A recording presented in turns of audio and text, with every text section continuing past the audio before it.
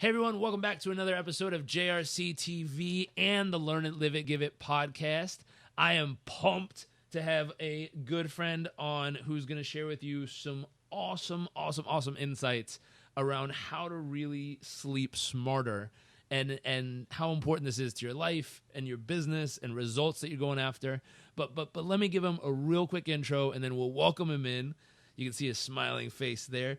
Shawn Stevenson is a best-selling author and creator of the Model Health Show, featured as the #1 health podcast in the U.S. with millions of listeners and downloads every day.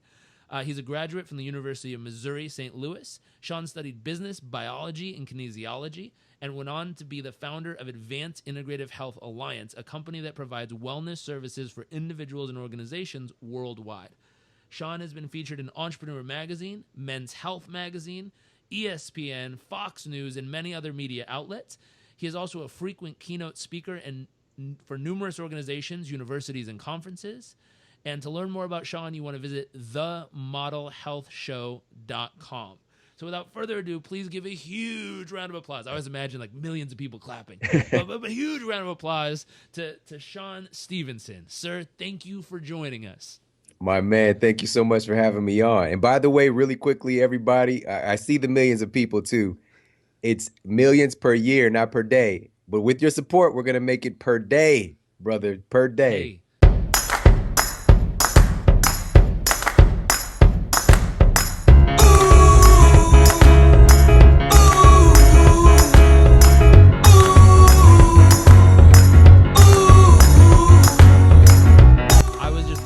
Future, and we want millions per day downloading this thing in Linden.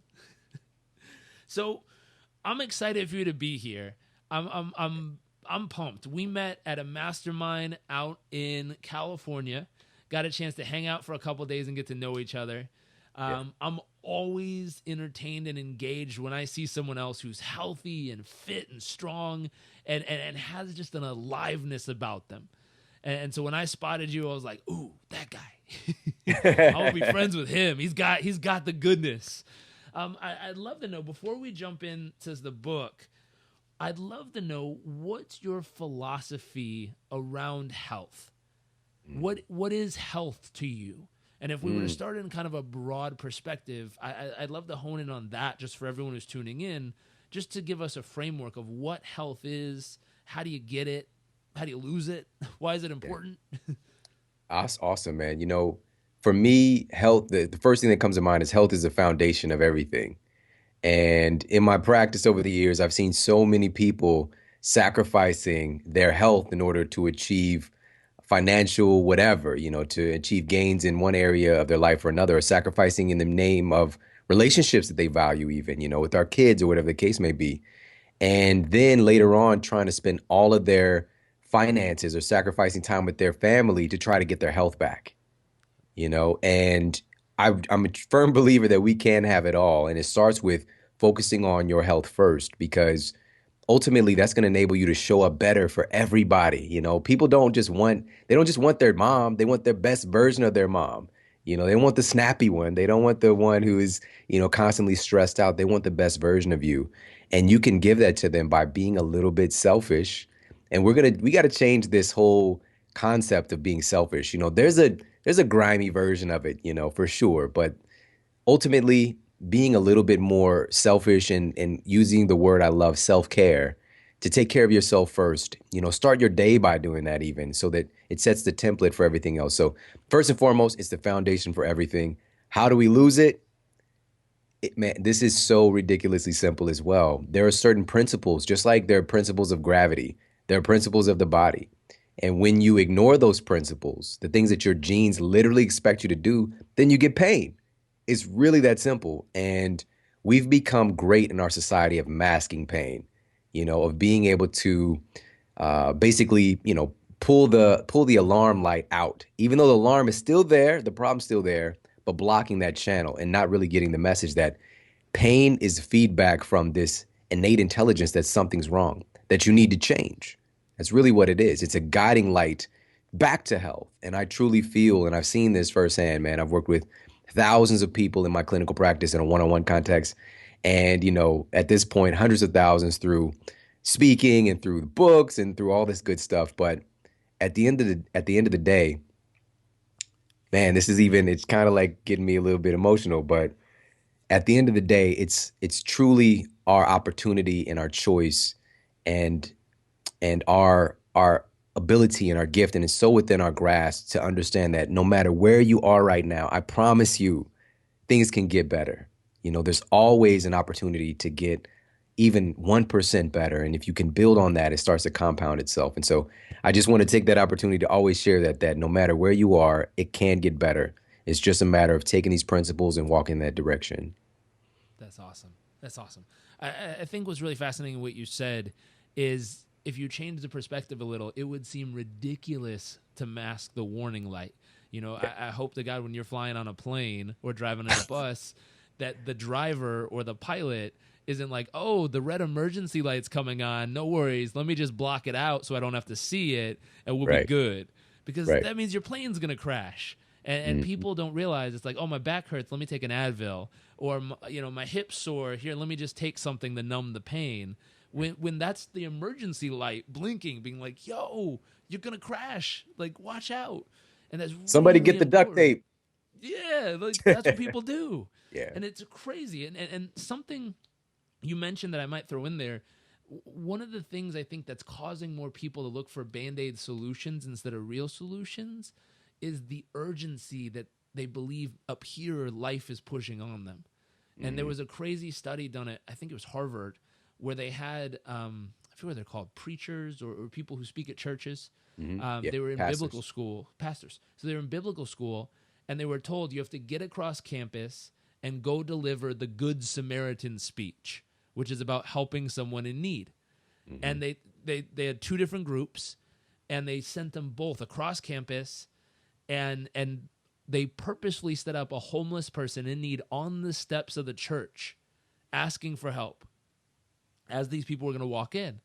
And what's interesting is out of the group, 50% walked up, noticed the person in need, stopped, and helped them. The other 50% walked up, noticed the people in need, stepped directly over them to get into the church to go deliver the speech on helping people in need. And the only difference of someone who stopped and helped and someone who went right over them was if they were told, you're late. Oh, wow. Oh, So man. the pressure in life of I'm late, I have to get to my next thing, caused someone to ignore even the deed that they were built to serve. Right. And I think that happens a lot in our health. And the pressures of life stir up, and we're like, I got to do this and this and this and my kid and my business and my thing and my money and my this. And all of a sudden we start forgetting about the most important things we were built to do. I totally agree, man. I'd love to know, what tips do you have for busy professionals who have everything in the world going on? How do you help someone calm down and refocus in this area of life? You guys might be hearing it here first, but I guarantee you, within the next 5 to 10 years, you're going to see the birthing of a lot more. And just let me talk about history first. Yoga was a weird thing like 20 years ago and past. It was a fringe thing. It's like, oh, my grandma, she's doing this bendy thing, and she's got some, I don't know, some kind of weird elephant that she's talking to. I don't know. And so it was this weird thing. Now it's become a huge part of popular culture to the degree that NFL players are doing yoga, right? You're going to see the same phenomenon happen with meditation. There are going to be meditation studios popping up all over the place, just like you're seeing yoga studios and massage studios. Meditation is next for sure. And it's because a lot of people are going to be taking advantage of working in rather than working out, because we've seen enough of what the workout can do. We get that, but it's going to be a big shift in that, in our energy. And we're already seeing it now in little bits, but we're going to see a huge wave. So we're going to see it more in office settings. There's going to be a meditation room, meditation classes in gyms, partner with them, but their own brick and mortar meditation studios, bar none. You heard it here first. So when you start seeing them, you'll be like, hey, that guy, he told me. And so please understand, because it's a necessity today for sure to tune back in to what's most important, because we're so external. and we're not really even paying attention. So one of the foundational things that I've um, really focused on in my practice over the years is helping people, as crazy as it sounds, to start listening to their body again. All right. We literally live with ourselves all the time, but we're ignoring ourselves, So to actually tune in and to be present, to be in our body and to start asking empowering questions as well. So what is this? What is this pain trying to tell me? What does this really mean? What is it that I need to do to heal from this situation? But instead, when something comes up, it's like, well, I guess I need to go, ask my doctor for a pill, or go to the pharmacy and grab a drug because it's also ingrained pattern. And so we got to look at what culture says, and so today we've been inundated with this very pharmacological pill for every ill consciousness. So we have to catch ourselves in that. It's not that drugs are bad or medication is bad. Everything has its place and its purpose, but to turn to those things first instead of tuning in to what your body's actually trying to tell you, that's really the goal. So ultimately, just to answer the question in a nutshell, we absolutely have to embark on working in just as much as we're trying to work out and get a six pack. That working in is going to actually help you to get six packs for every muscle in your body. Basically, your thumbs will get six packs, but your brain, most importantly, is going to develop an impressive six pack by working in and cultivating that inner dialogue so that you're not so much of a victim to your circumstances and you're able to be present and aware and capable of making changes that you need to make. I like that. I like that. So I'll tell you an interesting story real quick about your book, and I want to dive in and share some great insights from here with people. And your book is called Sleep Smarter. This is right here. 21 essential strategies to sleep your way to a better body, better health, and bigger success. And one thing that's interesting, I was reading this recently while traveling through South Florida up to New York, and I was sitting in the FBO, which is like this little small airport, waiting for a jet. And I'm sitting here thumbing through it, being like, wow, I'm taking notes, writing, circling stuff, highlighting stuff. And this lady walks by who works at the little airport and is like, wow, I could use that. And I said, excuse me? And she's like, yeah, I have a tough time sleeping. Yeah. She's like, I used to be able to just like lay down and pass out, but now I think I'm getting older or something because I just lie in bed and I can't fall asleep. She's like, my mind's racing. I got thoughts going on, thinking about my kids over, they're not at home anymore, but she told me her whole freaking life story and how she's struggling with sleep. Yeah. And I didn't realize, talking to different people all throughout this last few days on the trip I was on, so many people struggle with this. Yes. And whether it's being in an environment like my wife, we were visiting family and my wife was having trouble sleeping because she had all these thoughts and expectations of how she thought she needed to show up there. Yeah. I've had trouble sleeping due to time zones and all kinds of other stuff going on. Yeah. And what's fascinating is it's a very common thing that I think very few people realize how important it is and how big of a difference it makes in every area of your life. Yes. And so I hope you don't mind, but I had, a copy with me. And so it was funny. I was a couple chapters in and she looked like she needed it so bad. So I was like, here, why don't you take it? Wow. Yes. And she was pumped, and she left me a little note when I flew back a couple of days later at the little airport. And I said, thank you so much. I'm already on chapter, I think 6 or 7. I'm loving it. Thank you. So there's a huge fan of yours down in Florida. Yes. Yes. And so I got home, and I got another copy, and I've been reading this one. And I'd love to dig in and maybe just start from the beginning, then we'll chunk down a couple chapters at a time. But sure. Really, truly, sleep. Why is it important? All right. Start at the top. Yes. All right. So I do a lot of corporate talks, and usually it bring me in for performance. And sleep is a huge component of that.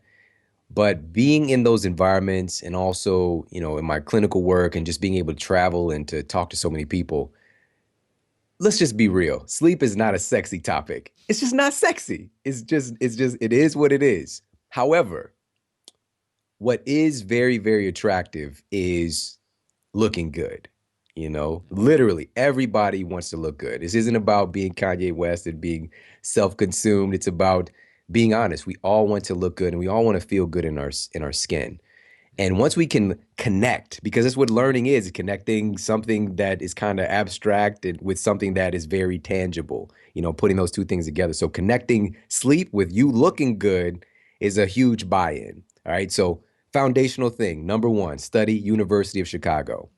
They actually put all the people in the study onto a very strategic, specific calorie counting diet. All right. And they were allowed to get 8.5 hours. Another phase of the study, same exact diet, all right, calorie counting, very strict, sleep deprived, 5.5 hours. Now they're only getting 5.5 hours sleep. What they found at the end of the study was that the individuals who were getting 8.5 hours of sleep, so 3 more hours of sleep, lost 55% more body fat than the other group. No more exercise, no more calorie counting or less calories, simply changing sleep. And I didn't say 55% less weight. I said body fat. That's a lot. How? And again, we can't really wrap our minds around that in our culture today because we're all about hustle. Both of us, we were actually there when we hung out with Gary Vaynerchuk. Hustle your face off. But even then, I quizzed him. I asked him, I was like, so tell me the real story, man. What's going on? And he's like, man, I'm playing the long game now. And he's like, people think I'm just going nuts out here, but I am getting my 7 hours of sleep, And he hired a trainer because he's like, I know myself. I'm not going to. So he goes with him everywhere and make sure he's doing his stuff. But this kind of mentality of like, we have to crush it, work hard, just beat ourselves down in order to be successful. Absolutely. Hard work is a component of success. But we have to realize something. And the same thing with diet. Like, we'll be all about that. The next new diet, let's go, because it's something active. Like, I can go and deprive myself or work at something, or the next new workout. Let's go, pass out on the floor, beat myself down with the workout. I can do that. But to wrap our minds around that, we can get so much more than all of those things combined by doing absolutely nothing. It's counterintuitive, And so sleep is when your body actually changes from that workout you're doing. If Jairek and I, if we're going and we're standing in front of the gym, we're like, we're going to crush it, man. We're going to do some deadlifts. We're going to do some muscle ups. We're going to go bananas. We're going to have an incredible workout. We're in better shape when we're looking at the weights than after we actually do that workout. And a lot of us, we have the mistake of thinking after that good workout, we're in better shape. If I take you and we go get a blood panel done and a hormone panel, inflammatory biomarkers are going to be up, cortisol is going to be up, your blood sugar is going to be a little crazy, can potentially get you diagnosed with pre-diabetes. And only thing you did was an exercise. You did a great workout. And that's known as a hormetic stressor. Your body changes from that hormetic stressor when you recover, when you rest. And so that's one of the big secrets is your body transforms itself while you're asleep. So how does this work? Big thing. And this goes across the board. So asking why sleep matters so much, this is when you get the greatest secretion of human growth hormone, all right? And HGH is basically known as the, quote, youth hormone as well. So kids have a lot more of it. It's what tends to they have a lot more energy. They're running around. The parents are just sitting there on the park bench. Get down, Billy. What are you doing? Stop pulling your sister's hair, whatever. And the parents don't really have that energy to get up and get after and play with their kids, And according to research, there's a sharp decline in the amount of HGH we produce around 18 to 20 years old. My argument is that something else happens at 18 to 20 years old, which is we go to college or we leave the house and we stop ignoring that normal cycle of getting a normal pattern of sleep. And so we've got to make sure we're optimizing sleep because with that whole change in 55% body fat, human growth hormone plays a big role in that because it's supportive of anabolism and growth and also supporting your lean muscle tissue. And also your melatonin is actually a power player in that whole thing of being fit as well. We hear about that for sleep, but it's the most powerful endogenously produced anti-cancer hormone we have. Your body could care less about you having a six-pack if it's trying to beat cancer, all right? And so I also cite in the book different nurses studies that have found that women who work the overnight shift or the quote shift work in this really amazing nurses study, we're talking over 40% greater incidence of breast cancer in that population of nurses than the normal population. And these are healthcare professionals, all right? And so the World Health Organization has come out and said that shift work is actually a class 2A carcinogen, all right? So just working overnight is a cancer-causing agent. Bananas. Last thing I'm going to share and why this matters so much, all right? So we're talking about cancer. We're talking about you looking good and feeling good. Third part, and this is important for everybody listening, our productivity and our performance, all right? And this isn't just, we know how it is when we sleep and our sleep sucks and then the next day it's hard, all right? But we don't really know the full story. Here's the full story. When you're sleep deprived just 24 hours, there's a reduction of about 6% of the glucose reaching your brain. But all of that's not shared equally. There's about a 14% reduction in your prefrontal cortex. So that's the part of your more evolved, quote, human brain. This is responsible for decision making, for distinguishing between right and wrong, for social control, for you knowing like I'm not going to eat that Cinnabon versus your hand is on it, it's in your mouth. So basically the translation of all that reduction in glucose reaching your brain is you get dumber. You become the Lloyd Christmas version of yourself, right? The Dumb and Dumber version of you when you're sleep deprived, and everything in life becomes harder. I just did a show breaking down how sleep impacts your relationships. And there was a really fantastic study done on couples, and they found that when couples have a poor night of sleep, just one person in the couple the night before, there's a radically increased incidence of arguing the next day and the argument not being resolved. Wow. All right.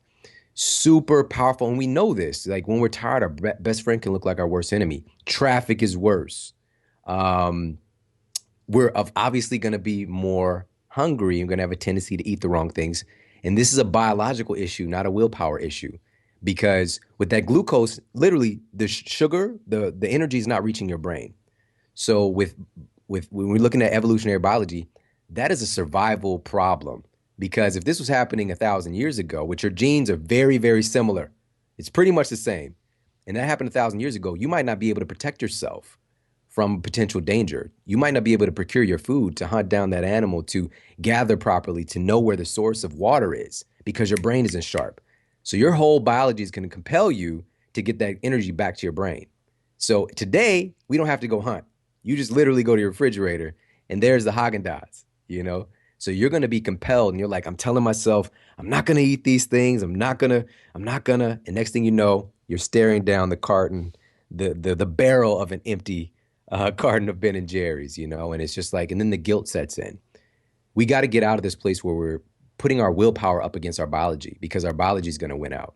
And the biggest underlying component, man, I've been practicing for over a decade, all right? 12 years in clinical nutrition. Food is important, but sleep is the foundation of all of it. Wow. I like that. I'm going to have to go back and rewrite down all the stats and notes you just shared. Those are really, really important. So obviously sleep is the valuable asset here. The focus of the book is sleeping better. If we were to jump forward, just to name a couple of chapters of what's going on here so people understand where we're going. So get more sunlight during the day is obviously important. You back that up with all the research and background behind it. Avoiding certain screens before bedtime will mess up your sleep and mess up your biochemistry there. Having a caffeine curfew is important. If we were to jump ahead and let's say performance-based, why does having a certain time to go to bed or a certain ritual or rhythm, why is that important? I think that one was fun in here. The rituals, everything about us, humans are always looking for patterns. Your brain is always looking for patterns. And we very quickly start to lay down more myelin, on our brain, and creating these neural associations for things that you do. This is why it can be so difficult to break out of things that, we call a bad habit, from smoking to watching too much television, especially before bed. And so, especially with the evening, here, let's start at the beginning. And this is I want to impress this so deeply into popular culture, and it's already happening, is that a great night of sleep starts the moment that you wake up in the morning, okay?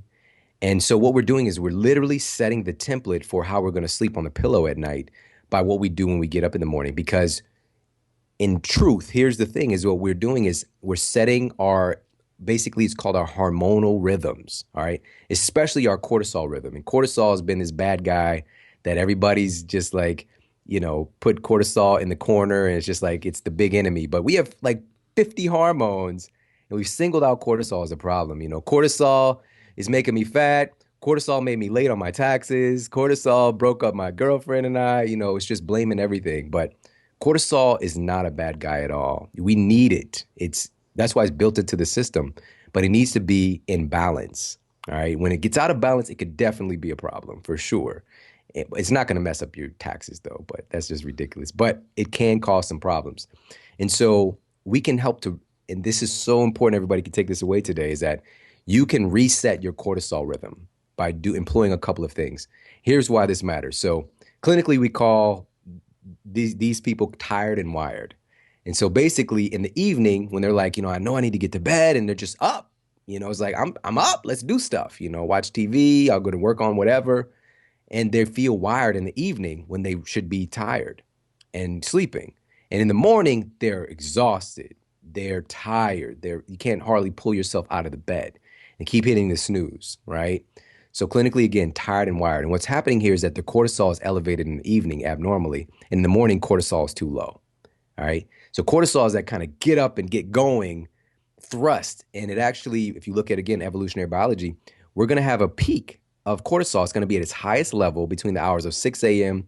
and 8 a.m., right? And that's for the sole purpose of doing activity, because we're not nocturnal creatures. We're day walkers, so getting up and procuring our food, hunting, gathering, social things, that kind of thing. And then our cortisol should gradually decline as the day goes on and bottom out in the evening.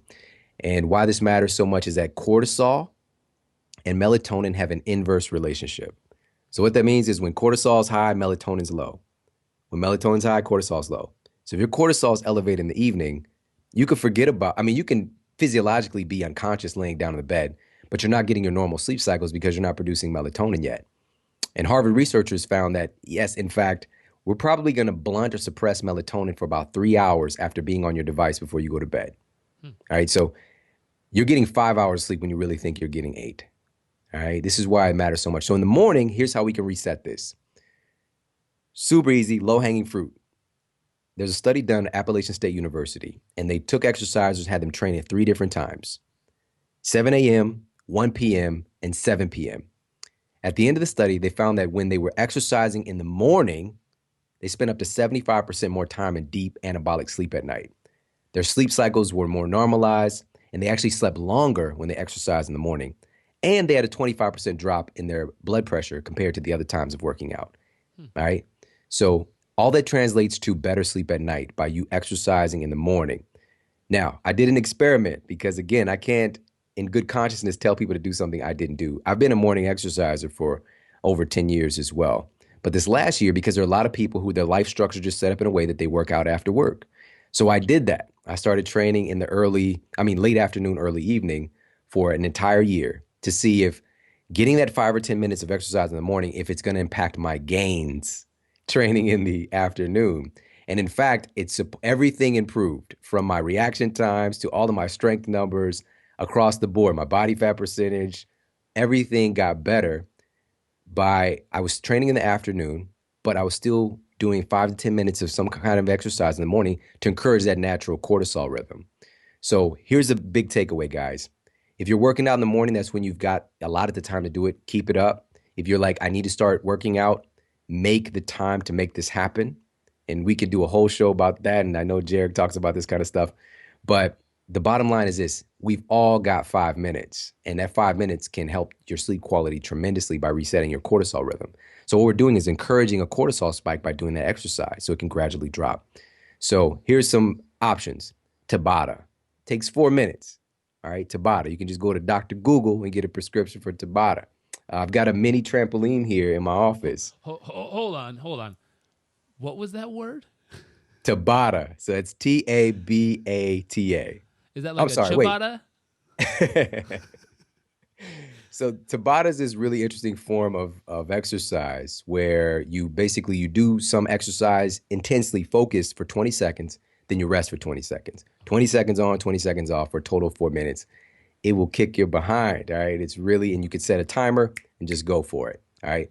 So that's Tabata. I've got a mini trampoline, and NASA, these are literally rocket scientists, said that jumping on a rebounder / mini trampoline is the best form of exercise for human beings. All right. We can get into the technical why and the G-force, all that stuff, but bottom line, you can do that. Body weight exercisers, go for a power walk, listen to an incredible show like this one on your walk, for 10 minutes. Just do something to get your blood pumping, to get that natural cortisol rhythm reset. That's one of the habits to take on from this day forward, no matter what. Get up, get 5 to 10 minutes of exercise in because it's going to help to reset your hormone pattern, help you sleep better. One more quick thing in the morning is, Jairek, you mentioned this earlier, is getting exposure to natural sunlight.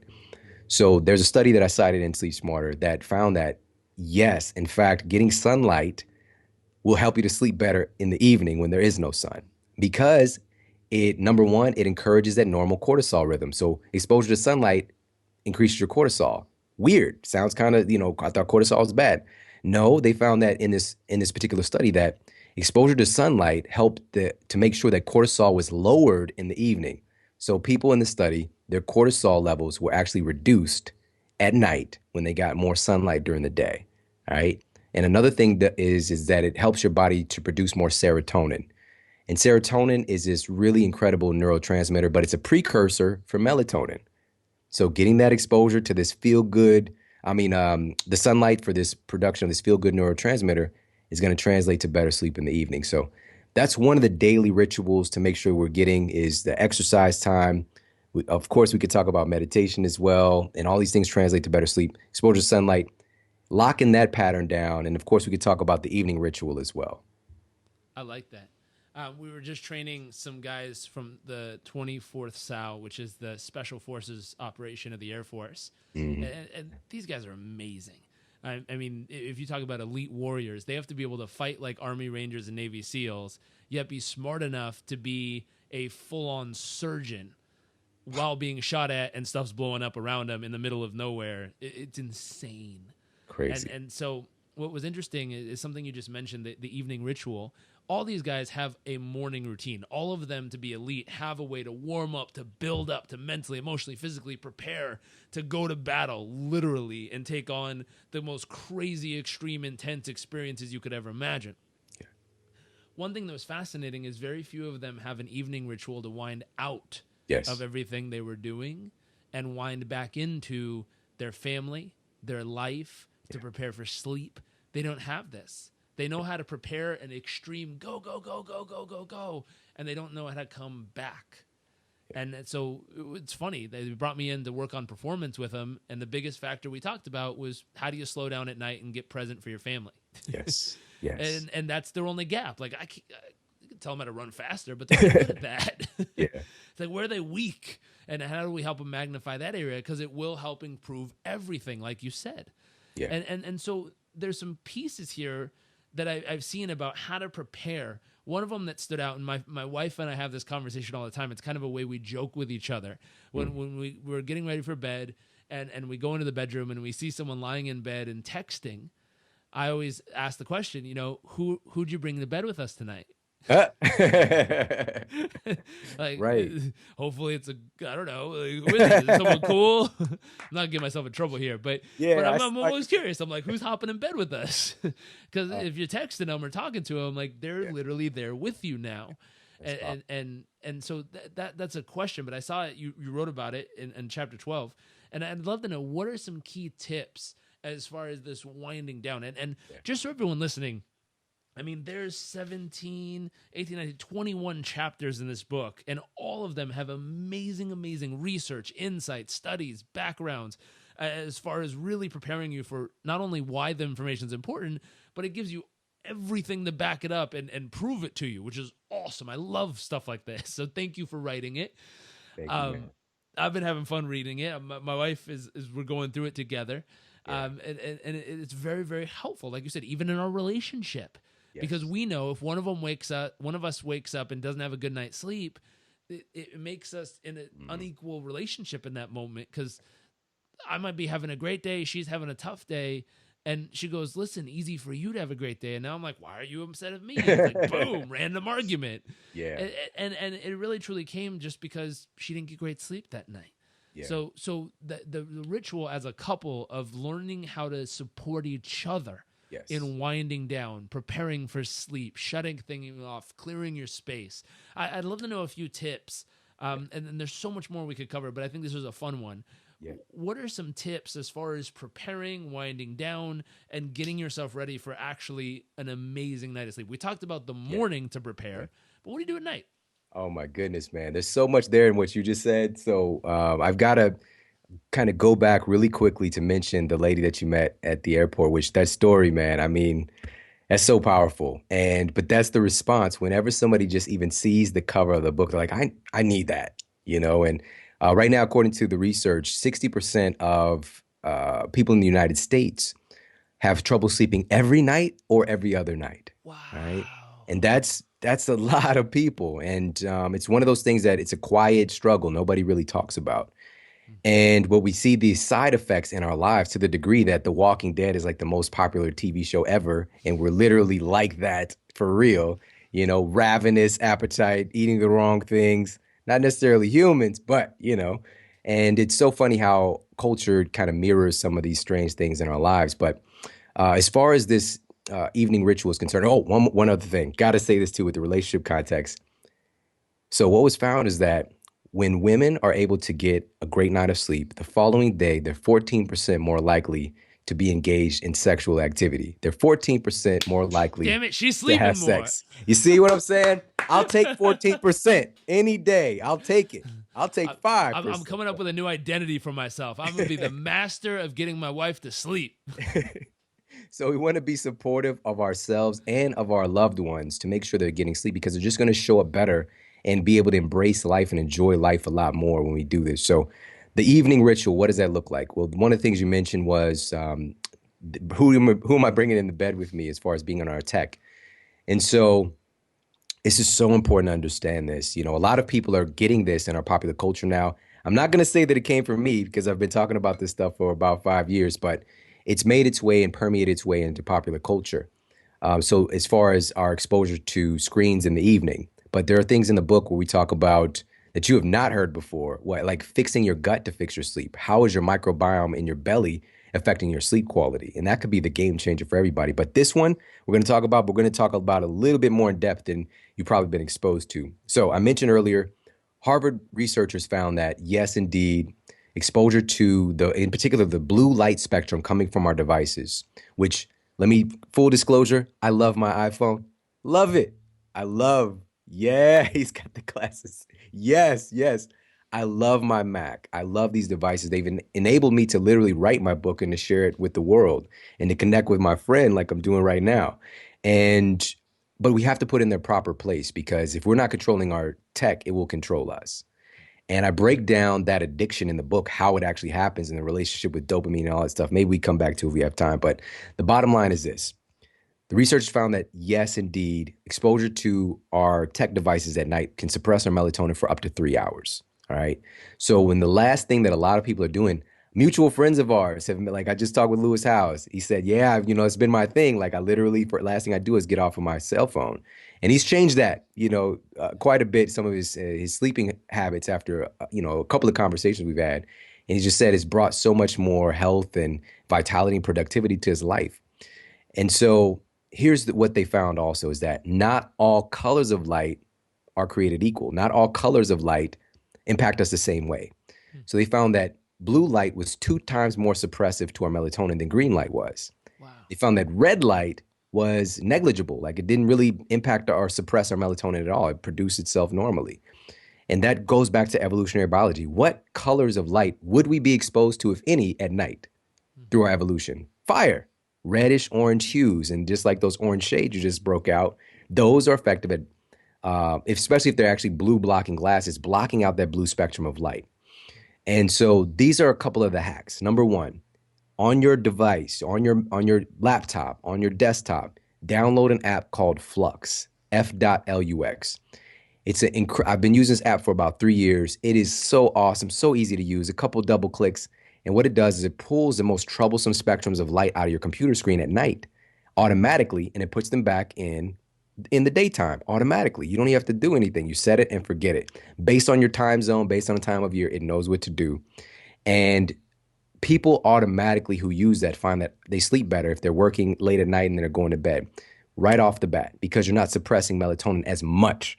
The best thing is to give yourself a screen curfew, just be off the tech, because even if you're not dealing with the harmful light, still your brain is lit up in places that it probably shouldn't be if you're trying to go to sleep.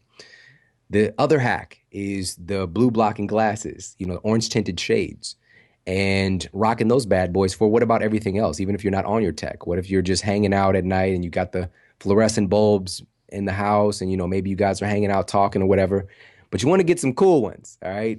I've got a whole spectrum. Like I've got a whole collection. The ones that I initially got looked like I was going in to, and he looks like the Terminator. Jairek looks so cool with these on. Science experiment going on. But I know I look like I was coming out of woodshop class, man. Like I just was like, okay, where's my hammer? I'm gonna build a stool or whatever. And so there's different ones, and with the book, there's a bonus resource guide that people could check out, and all of my recommendations, the things that I use personally, are in the book. So giving ourselves a screen curfew is ideal. I recommend 90 minutes, but if you can even do 30 minutes, it's going to be fantastic. But you have to fill that space with something of greater or equal value. You can't just say, I'm not going to be on Instagram or texting in the bed and sit there and twiddle your thumbs. You're going to get the internet jitters. All right. You're going to be tweaking. You're like, hit me. Just let me see one post. Just one post. I promise. One post.